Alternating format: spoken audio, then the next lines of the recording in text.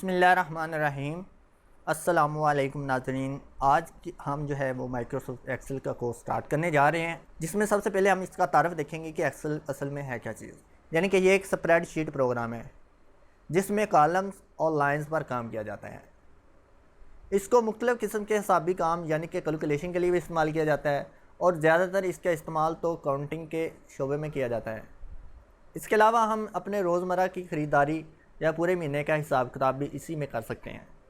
इसमें tool bar या बाकी ऑप्शंस तो हम इस्तेमाल करना सीखेंगे, लेकिन एक्सेल की ख़ास बात इसकी शीट्स हैं और यही चीज़ इसको दूसरे ऑफिस सूट के प्रोग्राम से अलग करती है। शीट में कॉलम्स और लाइंस होती हैं जिन पर काम करते हुए तमाम किस्म का हिसाब किताब आसानी के साथ किया जा सकता है। और आज की इस वीडियो के अंदर जो हम माइक्रोसॉफ्ट एक्सेल सीखने जा रहे हैं वो जी माइक्रोसॉफ्ट ऑफिस का 2013 वर्जन होगा, यानी कि थोड़ा सा लेटेस्ट होगा।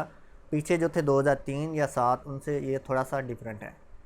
तो हम क्या करते हैं, पहले ओपन करके देख लेते हैं ये दिखता कैसे है। तो मैं यहाँ पे मैंने इंस्टॉल किया हुआ और डेस्कटॉप के इसका आइकन नहीं रखा हुआ, तो मैं यहाँ से सर्च कर लेता हूँ एक्सेल EXCEL। ये देखें, ठीक है, ये एक्सेल आ गया मेरे पास 2013। इस तरह का इसका आइकन होगा। ये जब आप इंस्टॉल करते हैं ना ऑफिस को, तो ये आपके पास ऑफिस के जितने भी टूल्स होते हैं, वर्ड, एक्सेल, पावर पॉइंट, ये सारे के सारे ही इसमें अंदर इंस्टॉल हो जाते हैं। अब देखिए, जब 2013 को आप ओपन करते हैं ना तो इसका कुछ इंटरफेस हमारे पास इस तरह से नज़र आता है। यहाँ पे आपके पास ये, अगर आपके पास इंटरनेट कंप्यूटर के साथ कनेक्ट है तो ये कुछ टेम्पलेट्स आपको देता है कि आप इनको इस्तेमाल करके अपना हिसाब किताब कर सकते हैं या अपने डाटा शीट्स वगैरह बना सकते हैं। लेकिन हमने हमेशा ब्लैंक वर्क बुक के ऊपर काम करना है, तो यहाँ पे ये ब्लैंक वर्क बुक जो है ये बगैर इंटरनेट के आपके पास यहाँ पे शो हो रही होगी। उसके अलावा इधर की साइड पर हमारे पास वो शीट्स या वो डाटा नज़र आता है जिस पे हमने रिसेंटली काम किया होता है। ये देखिए, ये रिसेंटली मैंने काम किया तो ये मेरे पास इस तरह नज़र आ रहा होगा। अगर आप पहली बार खोलेंगे ना एक्सेल को तो ये चीज़ें आपके पास नज़र नहीं आएंगी, क्योंकि आपने कोई काम नहीं किया होगा, शीट कोई नहीं बनाई होगी। लेकिन आप एक दो जब बना लेंगे, दोबारा से एक्सेल को ओपन करेंगे ना, तो ये शीटें आप इधर से जो है वो खोल सकते हैं। तो सबसे पहले हम ब्लैंक वर्क बुक के ऊपर क्लिक करते हैं। तो देखिए, जब हम ब्लैंक वर्क बुक के ऊपर क्लिक करते हैं तो हमारे पास एक्सेल के अंदर इस तरह की एक ब्लैंक शीट नज़र आती है, जिसमें देखें ये इस तरह से कॉलम है जिनको इन्होंने ऊपर हेडर के ज़रिए समझाया है। A column, B column, C, D, E। और अगर लाइनों की बात की जाए तो ये लाइनें हैं 1 2 3 4, ये इस तरह जो आपको दिखाई दे रही हैं, ये इस तरह ये इनकी लाइनें हैं। अब इसके बाद देखते हैं जी, यहाँ पे देखें ये लाइनें और कॉलम जो है ना वो आपको कुछ इस तरह से डब्बों की शक्ल में दिखाई दे रही हैं। ये देखें, छोटे छोटे डब्बे, इनको इंग्लिश में हम सेल्स कहते हैं। तो यहाँ पे देखें, जब हम किसी भी सेल के ऊपर क्लिक करते हैं तो उसका हमें यहाँ पे एक सेल का एड्रेस बता रहा होता है। इसे हम नेम बॉक्स भी कहते हैं। तो यहाँ पे नेम बॉक्स में आपके सेल का एड्रेस बता रहा होगा। जिस सेल में आपने क्लिक किया हुआ होगा वो सेल का एड्रेस आपको यहाँ पे बताएगा। तो ये एक बड़ी इंटरेस्टिंग सी बात इसके अंदर है कि आप इन सेल्स के एड्रेस को चेंज भी कर सकते हैं, लेकिन वो अभी हम नहीं सीखेंगे। वो हम कुछ आने वाली वीडियोस में सीखेंगे कि किस तरह से सेल का एड्रेस चेंज कर सकते हैं, ठीक है ना। तो ये आपको बहुत मदद करने वाला है। अब हम देखते हैं कि सेल एड्रेस बनता कैसे है। तो सेल एड्रेस की जो लोकेशन है या कैसे पता चलेगा कि G8 है, तो ये आपने देखना है कि आपके पास जो ऊपर कॉलम दिए गए हैं इनकी जो नंबरिंग है वो ABCD के हिसाब से की गई है, ठीक है ना। तो इधर से आपने कॉलम का नंबर देखना होता है और यहाँ पे ये देखिए हरे रंग का आपके पास जो बॉक्स होगा, इसका मतलब होता है ये सेल आपका सिलेक्ट है। तो अभी सिलेक्टेड सेल का आपको एड्रेस देखना है। तो यहाँ से ये नीचे की जानब कॉलम होते हैं, तो यहाँ से आपने देखना है कि ये हरे रंग का कॉलम ये G वाले में है, ठीक है ना। ये हमारा डिब्बा जो है या सेल जो है वो G कॉलम में है और इस जानब आपने देखना है ये 8 में है।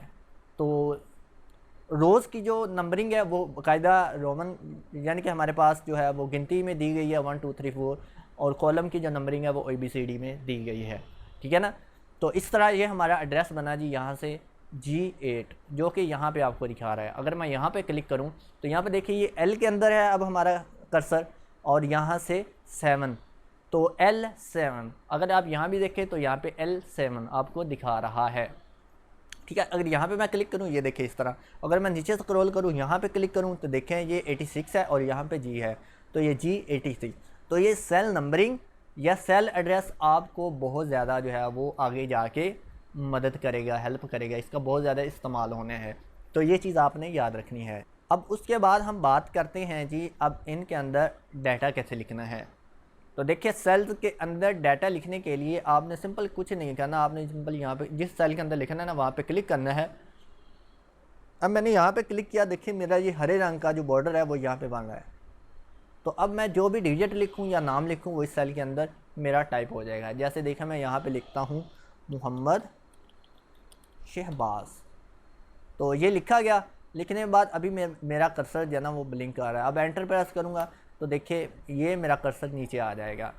अब एक बात और देखने वाली है यहाँ पे कि मैंने नाम जो है वो सी कॉलम के अंदर लिखा है, सी फॉर के अंदर, ये सी और इधर से फॉर, यानी कि सी फॉर के अंदर लिखा है, लेकिन मुझे दिखाई डी फॉर के अंदर भी दे रहा है, यानी कि डी वाले कॉलम में भी मुझे नाम दिखाई दे रहा है। तो ये ऐसा क्यों होता है? ये असल में इसकी वजह ये होती है कि जब आप किसी सेल के अंदर डाटा लिखते हैं ना, उससे आगे वाला सेल अगर खाली हो, ठीक है ना, ये देखें ना हमारा आगे वाला सेल खाली था, तो आपका यहाँ से डाटा अगर जितना बढ़ता जा रहा है नाम, वो आगे वाले सेल्स में आपको दिखाई देता रहेगा, तब तक जब तक आप अगले वाले सेल में कुछ डाटा टाइप नहीं कर लेते, यानी कि कुछ लिख नहीं लेते, कोई डिजिट या नाम वगैरह। अब देखिए यहाँ पे मैं अगर लिखूँ, ये देखिए D8 के अंदर मैंने क्लिक किया तो यहाँ पे देखिए मैं 20 लिख रहा हूँ, तो देखिए मेरा नाम अब जो है यहाँ पे सिर्फ उतना ही दिखाई देगा जितना मेरा सेल है, और बाकी यहाँ पे ये 20 दिखाई देगा। अगर मैं इसको डिलीट करूँ तो देखिए अब मुझे मेरा पूरा नाम दिखाई दे रहा है। यहाँ पे इस तरह हम 20 लिखेंगे तो ये इस तरह से गायब हो जाएगा। लेकिन अब हमारा एक और सवाल यहाँ पे बनता है कि हमें तो नाम यहाँ पे सेल के अंदर पूरा चाहिए, हमने तो पूरा दिखाना है ना बच्चों। तो उसके लिए हम क्या कर सकते हैं, हमारे जो सेल्स हैं या हमारे जो कॉलम्स हैं, हम उनकी लंबाई और चौड़ाई यानी कि उसका साइज़ बड़ा कर सकते हैं। तो वो कैसे करना है, अब यहाँ पे मैं आपको जूम करके दिखाता हूँ इसको। तो ये आपने ऊपर देखना है मेरा कॉलम का नंबर सी, ये शुरू कहाँ से हो रहा है, यहाँ पे देखिए ये एक लाइन आपको दिखाई दे रही है, यहाँ से ख़त्म कहाँ पे हो रहा है, यहाँ पे। तो यहाँ पे ये ख़त्म हो रहा है, वहाँ पे आपने अपना कर्सर लेके जाना है। ये देखिए मैं यहाँ पे कर्सर लेके जा रहा हूँ ना, तो यहाँ पे देखिए आपके पास दो एरोज़ बन रहे हैं, एक लेफ़्ट जानब और एक राइट जानब, और एक दरमियान में ब्लैक कलर की छोटी सी बार बन रही है, यानी कि लाइन बन रही है, जो ये ज़ाहिर करती है कि आप यहाँ से अगर क्लिक करें तो देखिए मैं यहाँ पे क्लिक करता हूँ, राइट करेंगे तो ये राइट की जानब आपका सेल बढ़ेगा, अगर आप लेफ़्ट करेंगे तो इसका साइज़ छोटा होगा। ये देखिए मैं अगर राइट की जानब जो है यहाँ पे अपने कर्सर को क्लिक करके मूव कर रहा हूँ तो देखिए मेरा कर्सर का साइज़ बढ़ रहा है। तो अब देखिए मेरा सेल जो है वो यहाँ से लेके यहाँ तक बन गया, यानी कि जितना मेरा नाम था उतना मुझे शो हो रहा है। इसी तरह ये 20 वाला है, इसको छोटा करना है तो यहाँ पे आपका आखिरी कर्सर हो रहा है, यानी कि जहाँ पे ये सेल का एड्रेस आपका ख़त्म हो रहा है, सेल की हदूद ख़त्म हो रही है, यहाँ पे हदूद ख़त्म हो रही है ना, इस लाइन पे क्लिक करके आपने इसको इस जानब ले जाना है। ये देखें इस तरह, तो ये देखें आपके पास यहाँ पे इस तरह आ गया। अब यहाँ पे मैं कुछ और लिखता हूँ, जैसे देखें मैं यहाँ पे टाइप कर लेता हूँ जी मोहम्मद उसामा मुगल। अब देखिए मैंने ये टाइप किया तो आगे वाले सेल में क्योंकि डाटा नहीं था इसलिए ये हमें आगे तक दिखाई दे रहा है। तो आगे वाले सेल में भी मैं डाटा लिख लेता हूँ, 30 लिख लेता हूँ, और ये मुझे डाटा अब फिर से सेल का एड्रेस बड़ा करना पड़ेगा। तो ये हमारे लिए एक क्या होगा, परेशानी सी बनी रहेगी कि हर बार अगर कोई सेल का डाटा बड़ा हो रहा है तो हम सेल का एड्रेस जो है ना वो बड़ा कर रहे हैं, उसका सेल का एड्रेस छोटा कर रहे हैं, तो ये एक बड़ी ही हमें उलझन सी महसूस होती है। तो हमने क्या करना है, अब इस बार आपने सेल का एड्रेस बड़ा करना है, तो हमने यहाँ से पकड़ के इसको ड्रैग नहीं करना, हमने क्या करना है, यहाँ पे ले जाके कर्सर यहाँ पे हमने डबल क्लिक कर देना है। जब हम डबल क्लिक करेंगे तो ऑटोमेटिक जितना हमारे सेल के अंदर डाटा होगा उतना ही हमारे सेल का साइज़ बन जाएगा। आगे समझ।